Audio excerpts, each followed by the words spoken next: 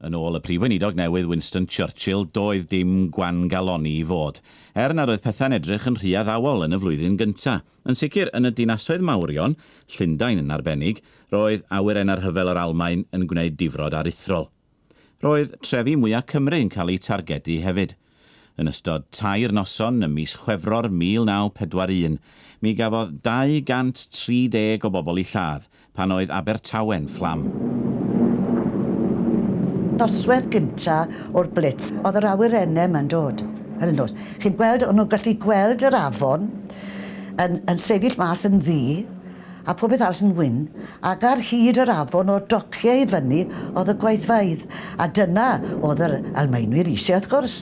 Oedd bomio'r dociau a bomio'r gweithfeydd yma.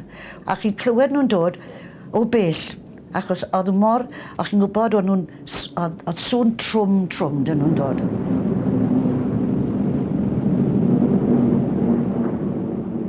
Ac oedd ymrawd ienga yn tu ni, a fi'n cofio fe'n galw, dewch mas, medde fe, dewch mas i weld. Mae Abertawe yn llosgi, medde fe, fydd dim ohoni bwrafori. A na beth o gwyddws, wrth gwrs. Dinistriwyd canol Abertawe, 2 filltir sgwar. German aircraft carried out a number of attacks on Great Britain last night. The raids, which lasted for several hours, were scattered over many parts of the country. Lle'n fflat ac rybl fel fydden ni'n gweud yn bob man, ynddo fe. A llefydd o'ch chi'n edrych mas am, gwedwch Eglwys St Mary a Capel Gomer, enghraifft yn Abertawe.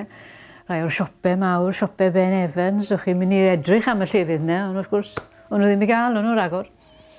A oedd e'n drist iawn.